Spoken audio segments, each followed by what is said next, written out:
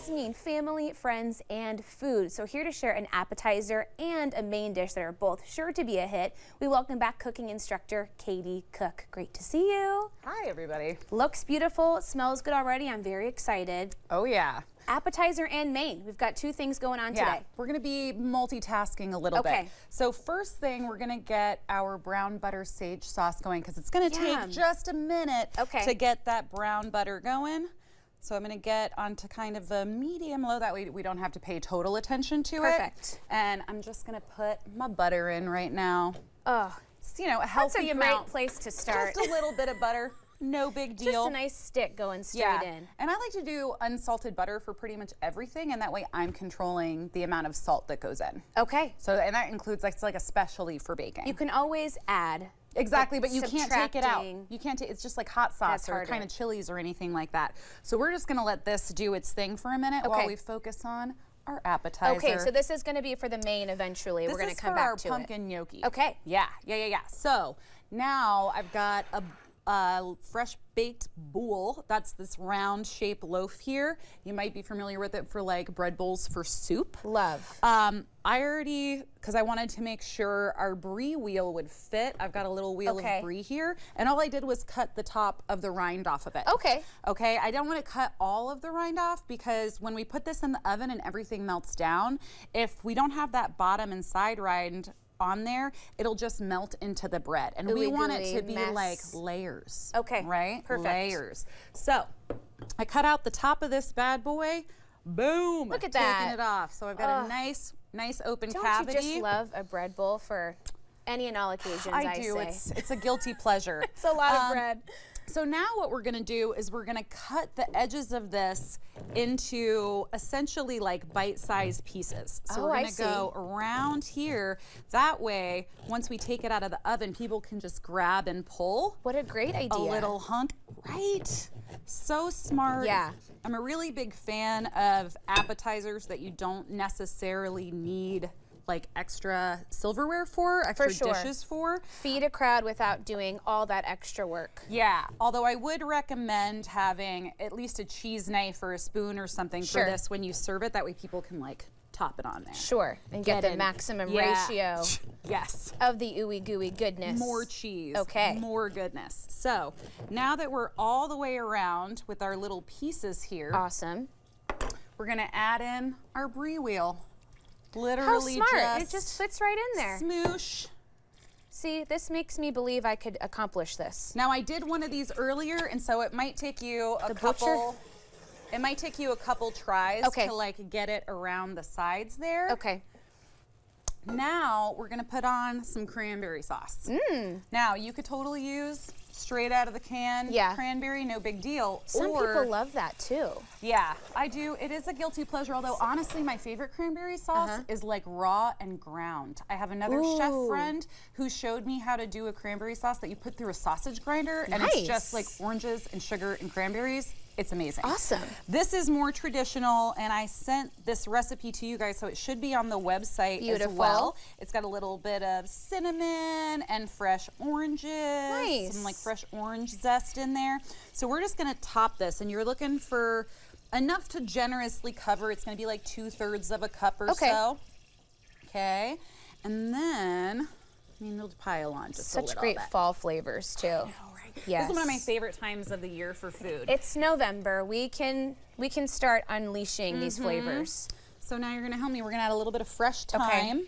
So for dishes where you're using delicate herbs like cilantro or parsley, you wouldn't want to really put this on until the end. So we're just plucking these little guys off. Like the individual pieces. Okay. And if you get like a nice long piece, you can hold the top end and kind of make a diamond with your fingertips and then zhuzh it down. It should pull back. Okay. Yeah.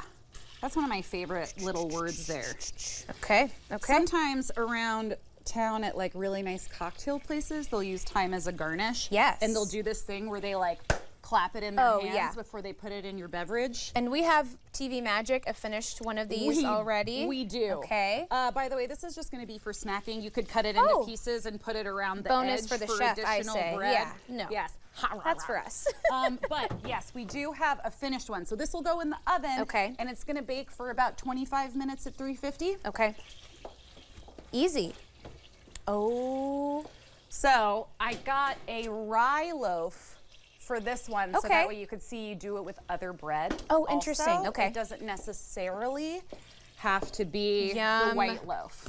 And you can see how it's already gooey, oozing out. Nice toasty bread too. Yeah, so you pull apart one of these guys and just dip kind in there. of dip in there. Oh my gosh. Yep, she's hot. It's very... She's hot. Okay, yes, I say yes. I haven't even taken a bite and I'm already excited. Yep. Who doesn't love that? That's fun too. Okay, and what about the butter bubbling over here? What's next? The butter bubbling is a good thing. Good. You can see just around along the edge here where it's starting to, the butter solids are starting to brown. This is where I'm going to bring out my whisk. Get that out of here. We're looking for the beginning of the browning. You want to be careful not to burn because it those can go solids. really quickly. It does. Once it starts to turn, it turns really, really fast. So this is when we're going to add in our sage. That is so good. It's dangerously good. Whenever I'm doing an appetizer with bread, I'm like, take it easy, guys. Don't want to fill up too fast. I know. Okay. So now we're going to add in these sage leaves, which is going to infuse the butter with those amazing fall flavors. You can smell it immediately. And you can see that brown beginning too. Yeah, you can see the butter solid starting to turn. There was a very nice restaurant that I used to work at here in town where we would add non-fat milk solids to our brown butter and then strain it out, and then we would use that dried, like crispy, hyper flavor goodness and put it on top of their butter for bread service. Oh my gosh. Yeah, it was pretty that seems dangerous. It is. Okay, now, we gotta speed this along here so we don't run out of time. Yeah, you can see it's turning. Like we're already there. Beautiful. So, what I like to do now, as an option, we're gonna add, to use your word again, a little zhuzh of garlic, which is optional, completely optional. I say yes to garlic always, though.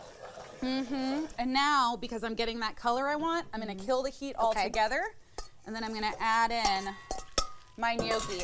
I've already boiled and seared this. Woohoo. Okay. Oh my gosh. That looks so beautiful. Yeah, so this is your dish. Yum. And you can finish it with cream. Okay. Look at that. And it's simple flavors, but so much. Ooh. Little Parmesan. Okay. I got some local hazelnuts that are gonna go on top of there. Yes. Is there a trick to cutting it to make it look so perfectly gnocchified? Yeah, do we have 5 seconds? Yes, please. Okay, so. Because this is the real stuff. This is the real stuff. This is the dough. Okay. So, little dusting there. And you want your dough to be pretty soft and sticky. You can add more dust to the bench. Okay.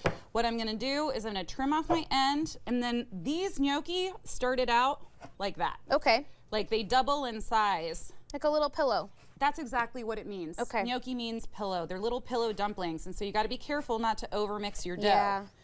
Okay, so there's your little gnocchis, and then you can get a gnocchi board and spend that money, or you can use your fork to get those sauce grooves. See? So simple. Mm-hmm. And they look so beautiful, though. Yeah, Just these are my quick little and babies. easy. Your little dumpling pillow babies. Exactly. And what's cool is that there's dumplings in almost every culture. These are our Italian ones. But, Truly. yeah. It just depends if they're coated or inside something else or Yes. self-contained. And You're right. so many great dumplings here in town, too. Wonderful. Talking about xiaolongbao and everything else. Yum, yum. You got to try this. Let's take a bite. Pumpkin, fall flavor of the season. All right, yeah. cheers, my friend. Cheers. Buttery goodness. I love that. Thank you for coming and feeding us such delicious food. Thank you for having me. We'll have these these recipes on our website at katu.com. We'll be right back with more Afternoon Live right after this.